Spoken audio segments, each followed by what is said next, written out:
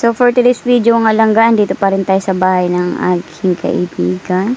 So ayan, naisipan nga namin manguha ng isda dito lang sa tabi nung highway lang o diba, highway. Sipin nyo yan, may isda dyan sa highway.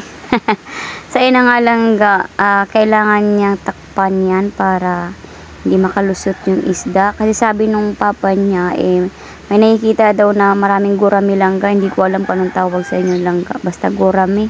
Para siyang tilapia langga na medyo matinik. Ayan, kinukuha na nga niya yung tubig para makapa niya yung isda. So, ayan langga ha. Huwag kayo mag-alala dahil yung aming tawag ba niya yung kanal dito langga. Hindi katulad sa kanal nyo langga. Yung kanal namin langga ay malinis. Galing po yung tubig sa palaisdaan. Yun po yun. Yan yung highway langga. O diba sabi ko sa inyo, may isda sa highway. So, binabawasan na nga niya yung tubig para makapa niya yung isda. At may nakikita na nga tayong isda na maliliit langga. Sabi ko, yan ba yung ating kakainin? Parang ano lang yan. Tartar lang yan sa ating ngipin. Maliliit langga. At yun nga, maya-maya minatanaw na ako malalaki. So, ayan. Kailangan na bawasan pa yung tubig. Pasensya niya na kayo langga kasi makatimakin lalamunan. Para akong ubuhin. O diba? Meron na malalaki at nakakapa na niya. So, hindi na nga siya nakapagpigil. Kinapa na nga niya. So, ayan na nga langga. Mag-ingat lang. Kasi baka may ahas nakatira dyan.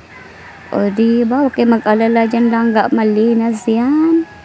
So, ayan na nga. Bawasan pa niya yung tubig. Sabi nga ng papa niya, huwag daw itapon yung tubig doon sa kabila kasi daw baka madala. Dapat daw itapon dito sa taas.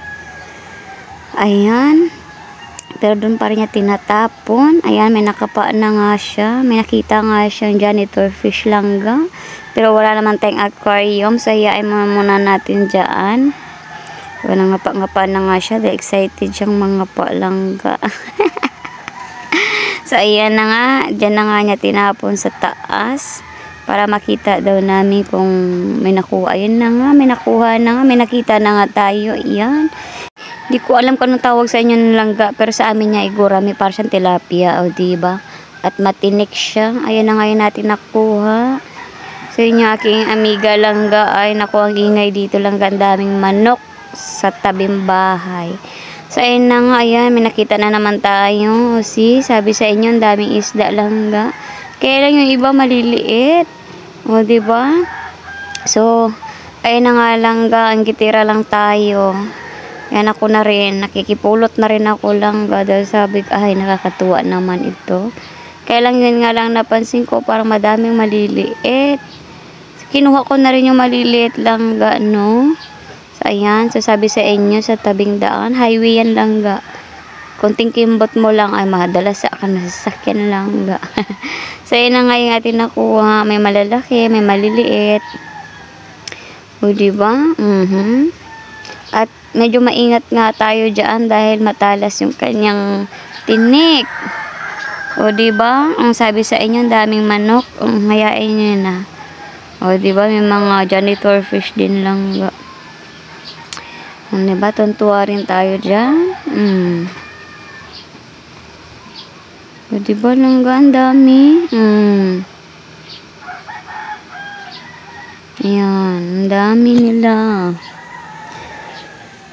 Ayan, nagkalat na nga tayo dito sa tabing daan. Diba? Nag-ano na siya langga. Naglanaw na. Kinuha nga natin talaga yung maliliit na isda.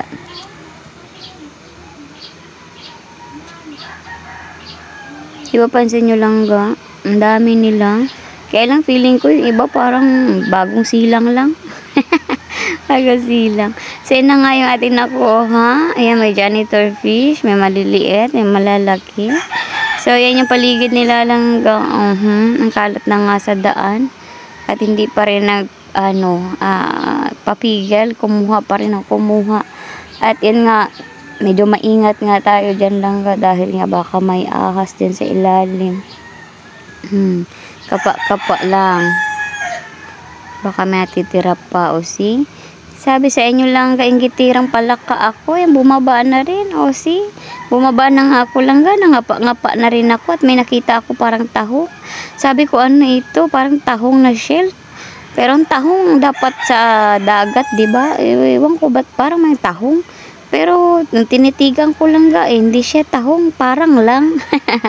So sabi ko, ang taba niya. Ayan, nagugulat nga ako dahil meron pang natitira dyan lang At natatakot ako, baka may linta or ahas. Sabi sa inyo, may nakita ko parang tahong, kinuha ko na nga. Oh, ang taba. Hindi ko alam at tinanong ko pala doon sa aking kaibigan lang at ang sabi niya, masarap daw yan, nakakain daw talaga yan. At ang sabi, wag daw ipasok ng gusto yung aking kamay, baka may ahas sa loob. Di ba? Tataba talaga niyan langga. Tuntua ako dyan. Ay, o see, parang siyang tahong.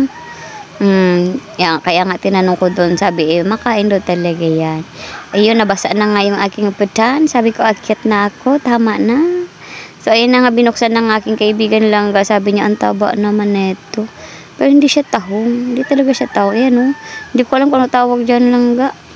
So, ayan, sabi sa inyo, makalat na ang ginawa namin o sa tabing daan.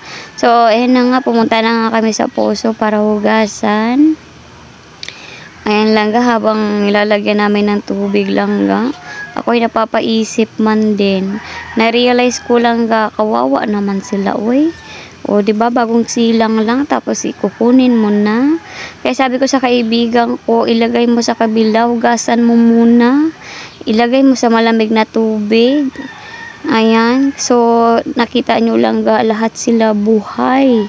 Buhay sila langga. Sabi ko, kawawa, kailangan pa nila ng buhay. So, ayan, napag-decide na nga kami na ay ibalik na lang doon langga kung saan namin sila ginulo. Ayan, kasi pwede pa silang lumaki langga, no? So, ayan, binalik na nga namin sa aming pinagkukunan. So, pasensya na kayo. Ayan. So, ayan, binalik na nga namin langga at lahat yan buhay. O, diba? Kasi posible pang lumaki yan at yun lang video ko for today. Bye!